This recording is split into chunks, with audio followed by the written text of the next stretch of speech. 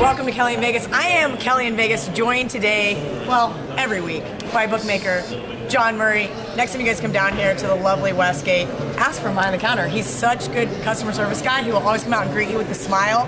On that side note, I have to give John a little bit of props. Yeah, that Tennessee pick, yeah, it looked good. It looked fine in the first half, 14-7. I felt okay, and then it just all went downhill from there. So congratulations to John Murray's lovely West Virginia Mountaineers. Kelly just tried to claim that she's spent more time in Morgantown than I have. I lived there. Kelly, I don't know about your math on that one. I didn't like the Tennessee pick. But you got a chance to redeem yourself this week. I do, a little bit. Let's talk about first what people want to hear. Let's talk about some sharp money. I know we were just sitting down a second ago looking at some of the sharp bets that came in this week. What are we seeing the guys play? One sharp bet we took, Iowa State +4 on the road against Iowa. I actually like that one. That was a pick I was going to give out, Kelly. I like the Cyclones in this spot. They got a lot back from last year's team. The team that beat Oklahoma on the road last season. Iowa State, I think, is a good pick this week on the road against Iowa. I like them catching 3.5 points. I know it was a little bit higher earlier, but they always play that in-state rival really tough. Probably one of those games that comes down to the wire, so I want no part of it, but I can see. I'd rather take the 3.5 than lay it. Let's see, what else do we want to talk about? Oh yeah, K-State. K-State plays Mississippi State Saturday. They play Saturday. Look-ahead line was 3. I think Jeff and I were texting back and forth in July, and he asked what I made the game, and I said 4.5. Am I being too much of a homer? He said, no, I'm going to make the game 3. And magically, K-State almost loses to South Dakota, and here we are. Now it's 9.5. It was 10, now it's 9. Keeps bouncing back and forth. Oh, you can probably find a 9.5 still.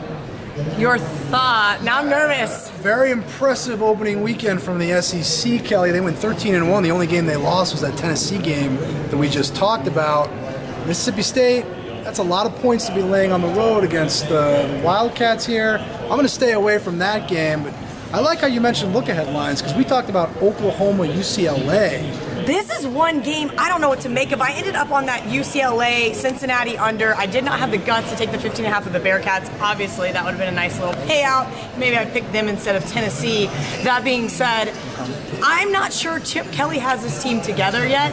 And you told me the look-ahead line was 20.5. And now it is 30.5. Oklahoma with a huge win against Florida Atlantic. UCLA, the big loss you just mentioned. That's a pretty big move, though. Possible overreaction, Kelly. I think it's a huge overreaction, but you know what? Lincoln Riley has only been at Oklahoma a short period of time, and guess what? He covers those big numbers. Yeah. I'm a little nervous. I'm definitely not backing UCLA here, but I don't think I can lay the 30.5. Oklahoma not shy about running up the score.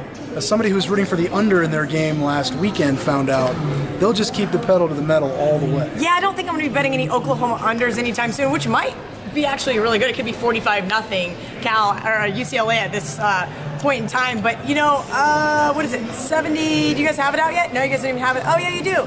You guys have it at 64. Yeah, I'm not that brave. I'm good. I think I'll stay away from it. If I have to bet an Oklahoma under, I'd prefer it to be in the high 70s. Okay, fair enough. I mean, Oklahoma defense actually played well last week. They did. Also, FAU, I think, was getting a lot of that public dog love, which we know is the kiss of death. Yeah. Speaking of public dog love, there's a few this weekend I don't know if I really want to touch, but I know there is a favorite that you like where a lot of people tend to like the dog in Wyoming, best defense in the Mountain West, but you like the other side. Yeah, I like Missouri in this game. It was 16.5. It's now up to 17.5. I've seen 18 in some spots on Missouri. Quarterback Drew Lock, probable first-round pick in the NFL draft. Wyoming missing its own first-round pick, Josh Allen. They really fell apart on Saturday against Washington State. They got outscored 28-3 in the second half, 21-0 in the fourth quarter. Wheels coming off in Laramie already, Kelly?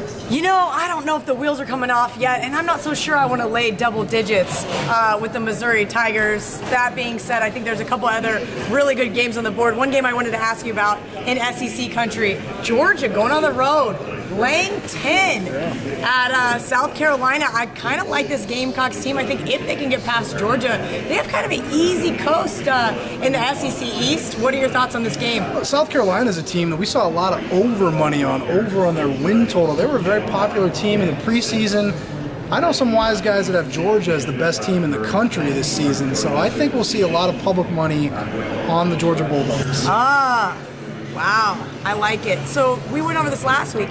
If John Murray needs a side, I think we went 2-0 last week, fading the Westgate public with the Irish and with Virginia Tech. So I was pretty happy about that one.